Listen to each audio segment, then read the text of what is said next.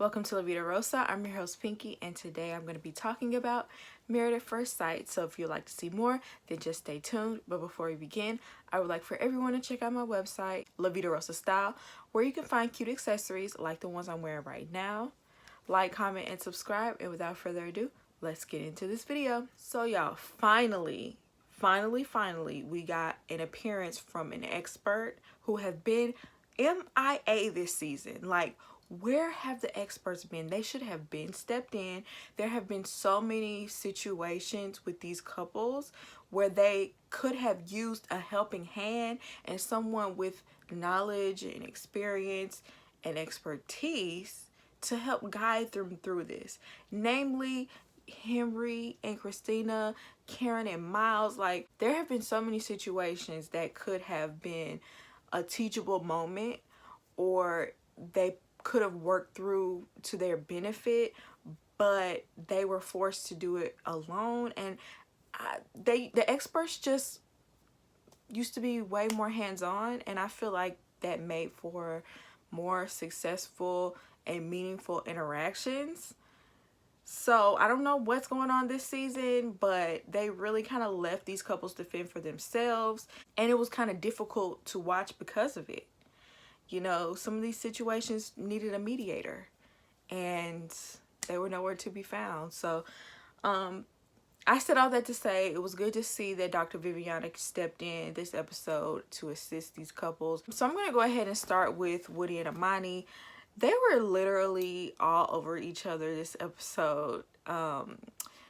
They did a few exercises where they were, you know, opening up with one another, furthering their connection. So for their first little exercise, the first question was, what is the thing that will make me want to be more intimate with you?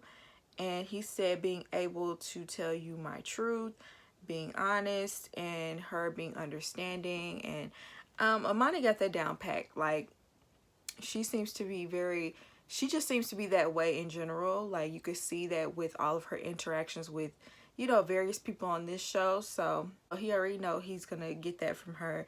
And Amani says doing sweet gestures tailored to her makes her feel special. And you know, it's cute because Woody really does put in a lot of effort to make Amani feel special. You definitely see that. I hope he keeps that. The question came up, have you ever given up on something? And he said he gave up on the relationship with his father. They had a volatile relationship because he was incarcerated when Woody was 9. And he just wasn't the same after he left prison. I believe Woody was 16 when he got out. Because of that, it fractured their relationship. And I feel like they've had like some bad arguments or something, and he just feels like he doesn't know if it can be repaired. From my own personal experience, my father wasn't really in my life either growing up. And so when he came around later on when I was older, like in my teenage years, it's like he wanted to come in and like be that father figure and like lay down the law and things like that, but you missed out on my formative years.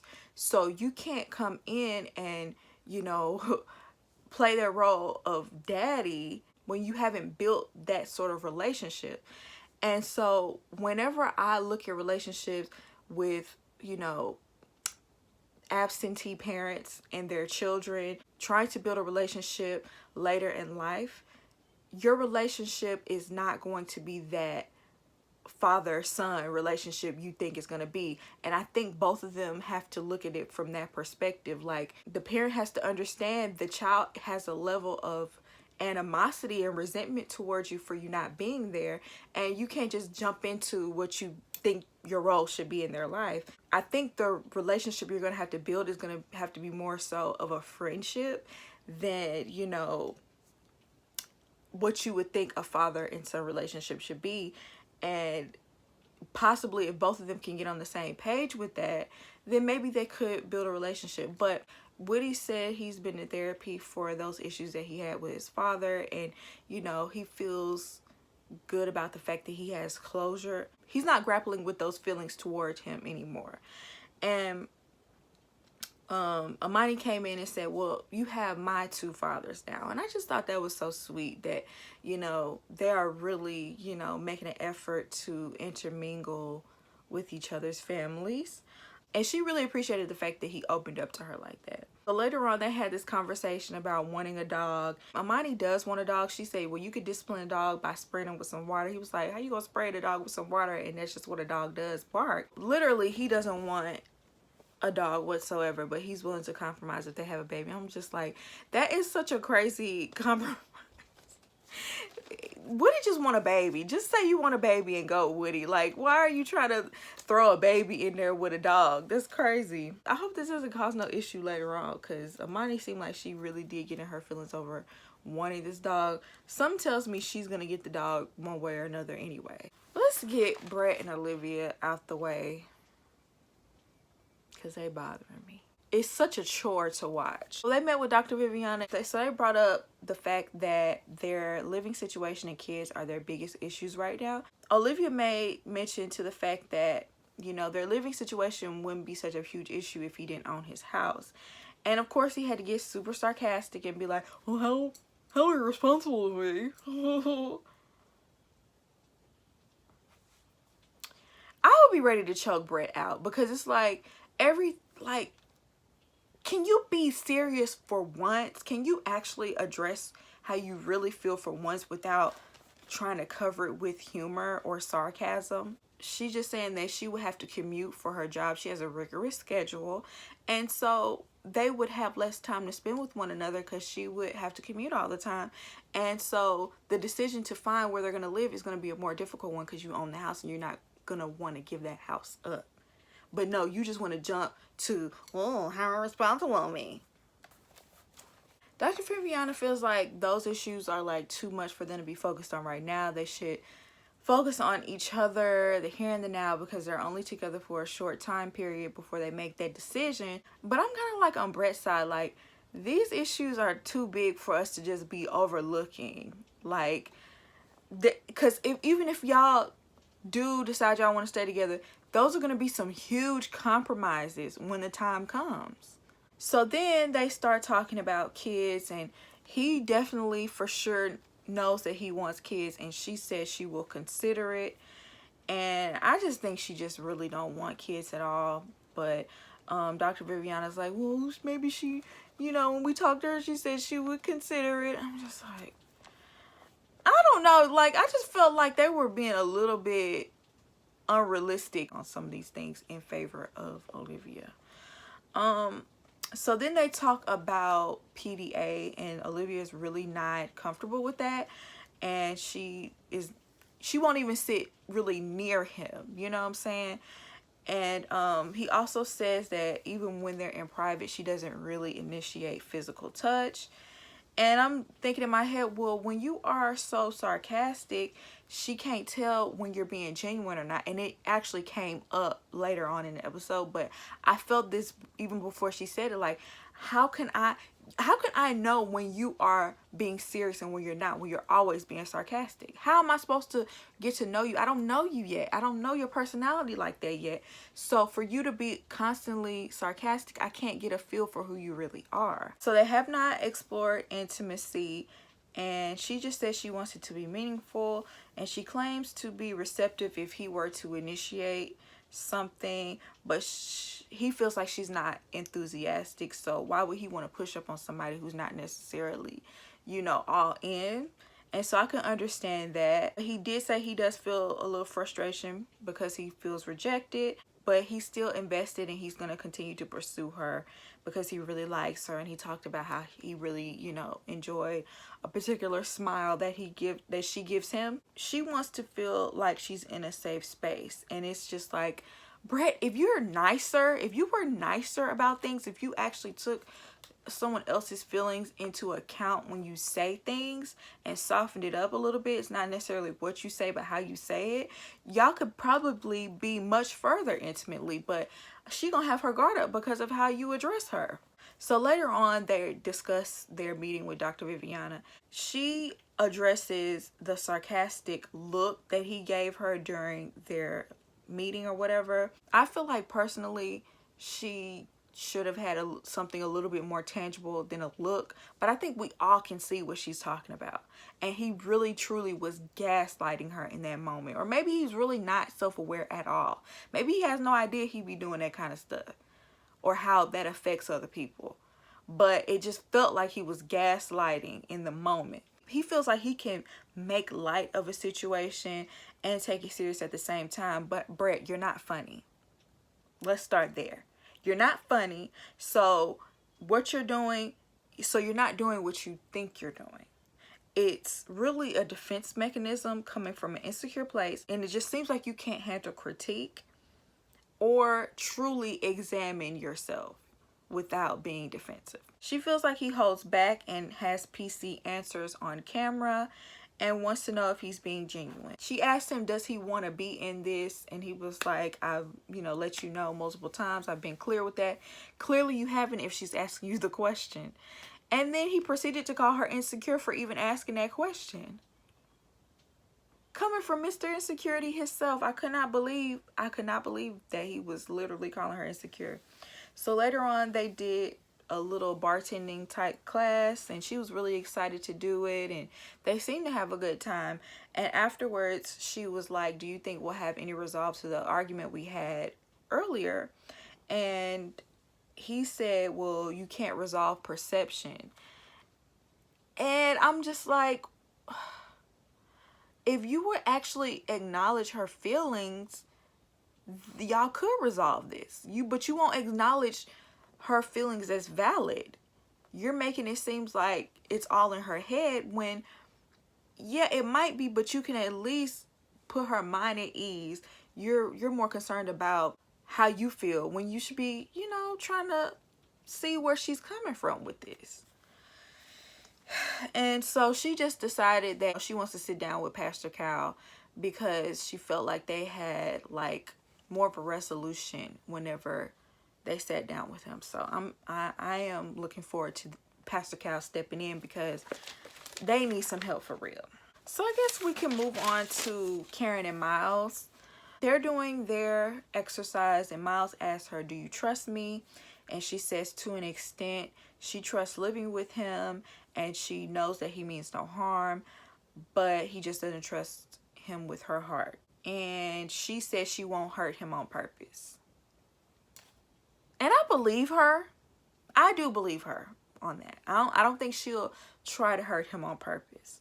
I do think in certain ways she does try to spare his feelings. I don't think she's heartless. I really do think Karen saw the error of her ways.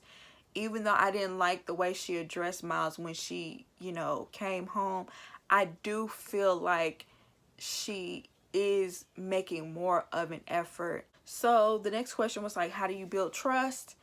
And she says, you coming through with small stuff in the difficult moments. And she's seen him do that. So I guess the trust is building. So he asked her that what is the maddest that she's ever seen him. And that's when she was offering to give his lobster macaroni and cheese away. And Miles looked like he don't play about his food. So she said she was going to make him his own bowl full. So that was cute, I guess. So then when they sat down with Dr. Viviana, she asked them, like, do you feel married? And she still does not feel married. And I'm just like, you still don't feel married? Still? Y'all be with each other day in and day out, sleeping in the same bed, dealing with each other every single day. You still don't feel married? Maybe it's because you won't open up. Maybe it's because you won't allow him to take that husband role. Miles is the complete opposite. Even though he tried to make it seem like he was on the same page with her, but he was just like, he feels very connected with her.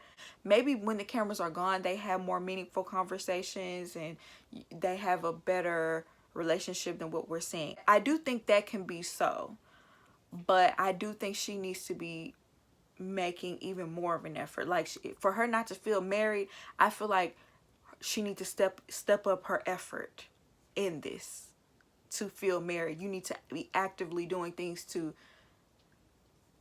push yourself out of that. And he says that, she won't express to him what she wants, and then she won't initiate it either. So it's like he's kind of like at a catch-22 situation. Like he doesn't want to be aggressive and like overstep his boundaries, but he also doesn't want to be too passive because their relationship won't move forward, period. Dr. Viviana said men feel most secure when their partners want them in an intimate way. And she was like physically cringing and recoiling, like in her seat, like, ooh, we're back to this. This is what made me leave the house in the first place. And she said she just really doesn't want to talk about it on camera. And Dr. Viviana told her, like, you know, there are other ways. Like, you don't have to be like, get down and dirty and get downright vulgar about it. But, you know, y'all can text each other about it, write each other notes. There's other ways you can communicate about intimacy while still remaining classy. And it's a must for married people to do. Let's just be real. So apparently they've had private combos, but she just doesn't want to play with his feelings. I think she just didn't want to like give him the wrong impression to get him too excited and then have to let him down. So I understand where she's coming from with that. That makes perfect sense, especially if she's not comfortable with it right now. I just wish she could have communicated that with him. Dr. Viviana said, we'll take, you know, sleeping with each other off the table altogether, at least until decision day, and then set sensual boundaries. I thought this was such a great idea. This is why they need the experts in there, because this is like a perfect way for them to be able to discuss these things without her getting so uncomfortable. Now that you know that's off the table, y'all should be able to discuss it a little bit more. You know what I'm saying? And y'all can discuss where you can go. And that way Miles can be a little bit more aggressive in certain areas without you feeling unsafe. Later on, they had more activity questions. They brought up pet names, and Miles named like 50,000 pet names that he's called Karen. Karen hasn't called him not one. And I'm just like, Karen, just make one up. You can make up anything. You can call him Doodle. You can go really generic and call him Bae or Baby or Honey. You know what I'm saying? It doesn't have to be anything major, but she, of course, she's not a pet name person. But she did call him Child, and I don't think he really appreciated that. And they even talked about triggers that make you insecure. And he says he doesn't like the whole age thing because he feels like it's dismissive. She's diminishing, you know, where he is in life because of his age. And he feels like, you know, he's mature and he deserves to be treated as such. You only have a few weeks left, and, you know, it's time to go ahead and, you know, really step it up. You keep saying you want to step it up. You need to actually do it. You need to put those actions behind those words. And I wish Miles would say something like that to you, put his foot down, but we'll see how this goes. So let's move on to Bennett and Amelia. They did an exercise that I thought was so good. Like, first of all, they were standing face to face, hugging one another, literally their heads like touching one another. And then they were, you know, asking each other questions, like giving each other affirmations.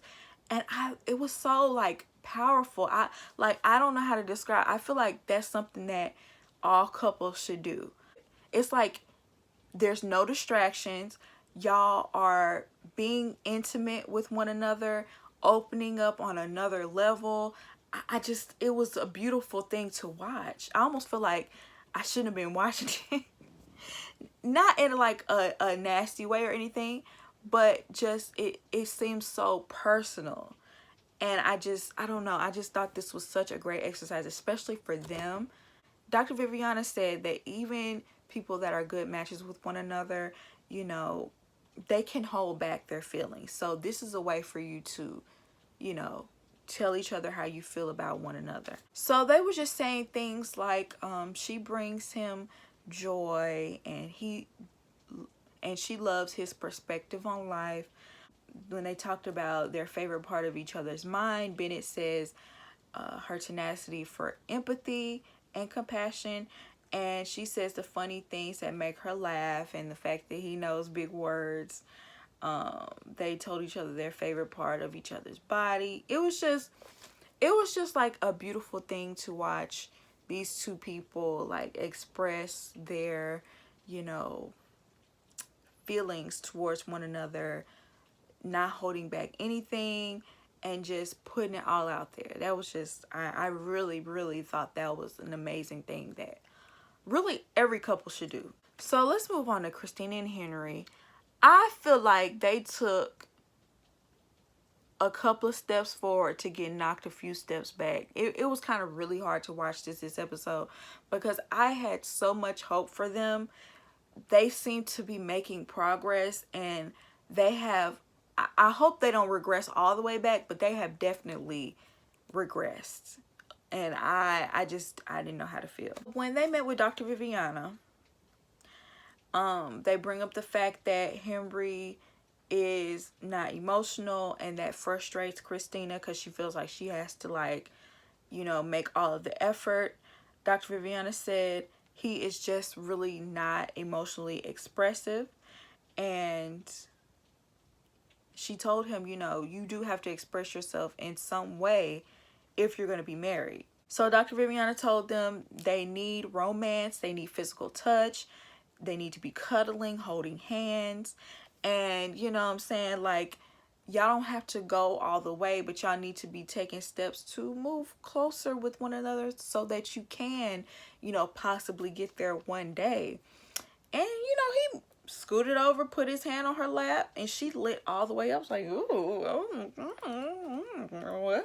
oh. Like, I'm like, when you think about it, they do be sitting pretty far apart.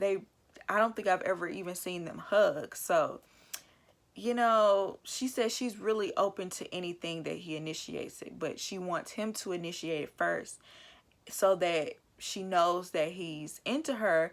And from then on, she doesn't mind, you know, pursuing it further. Dr. Viviana says she needs to show him that you're receptive to those things and not just say it.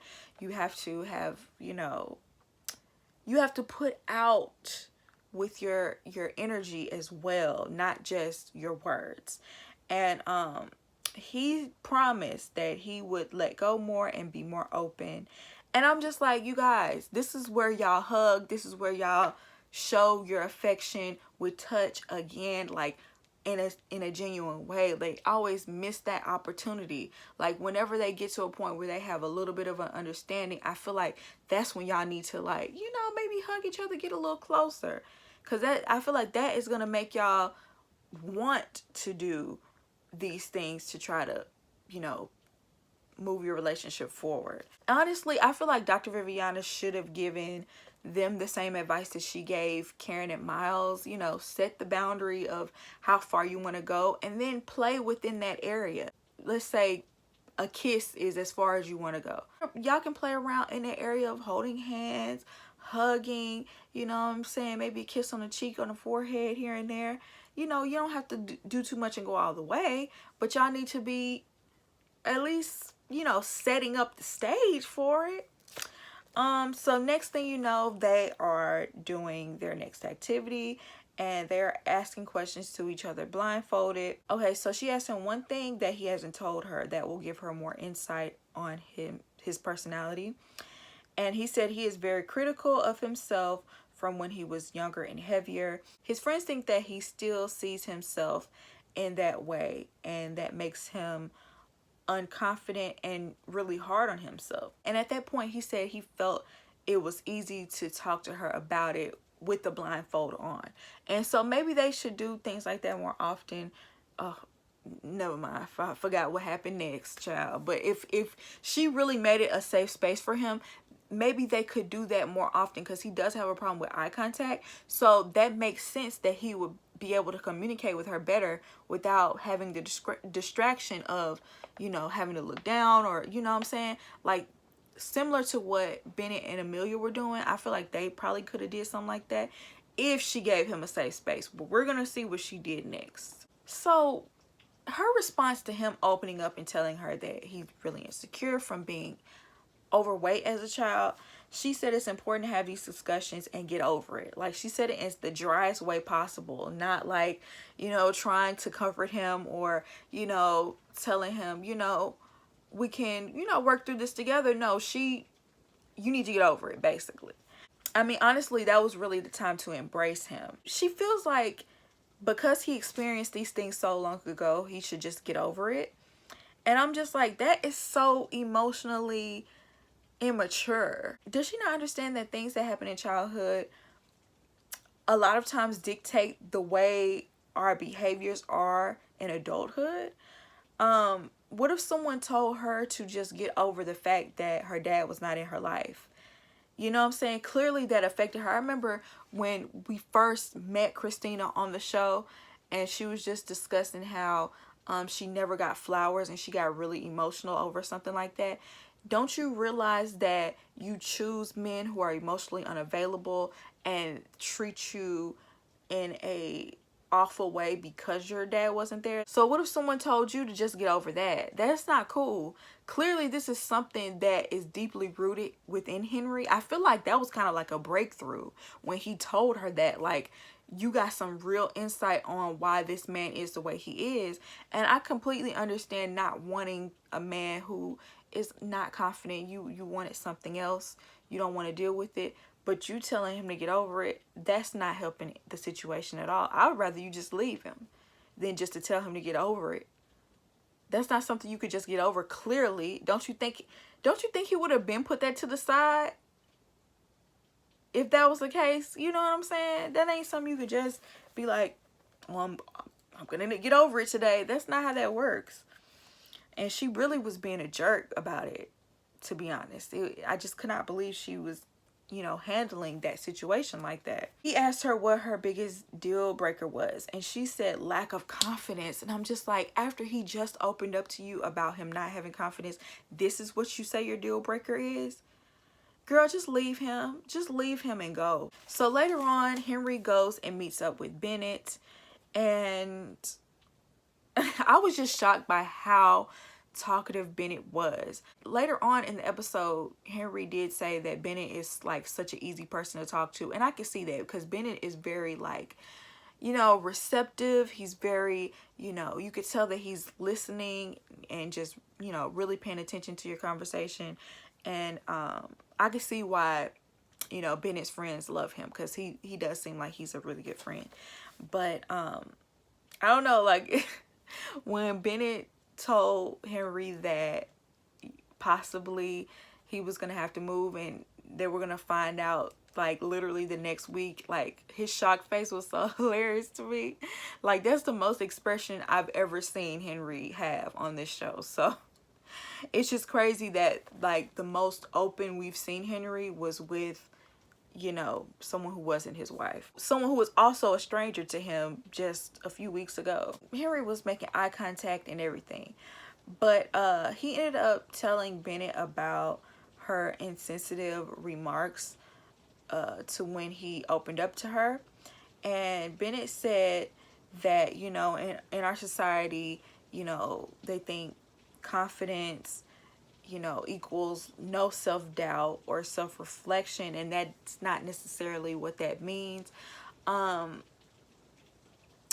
feel where Bennett was coming from. He said it in a much more eloquent way. Bennett has such a great way with words.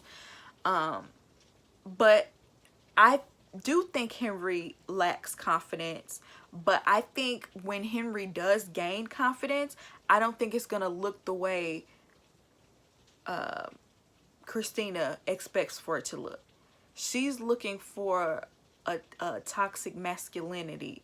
I feel like Christina is looking for toxic masculinity because that's what she's experienced in the past. That's what she's used to. She claims she wants something different, but I think she wants Henry to fall back into that same, you know, how men used to treat her before, and because she doesn't view you as confident or manly unless you do. And Henry, she needs to understand, one, she deserves better, and two, Henry, even if he does gain confidence, he's never going to be loud and boisterous and aggressive. He's very laid back and chill. He's not going to be, you know, necessarily poke your chest out type of person ever, because that's just not his personality. So later on, when they talked about their exercise, she said she was completely turned off after the exercise.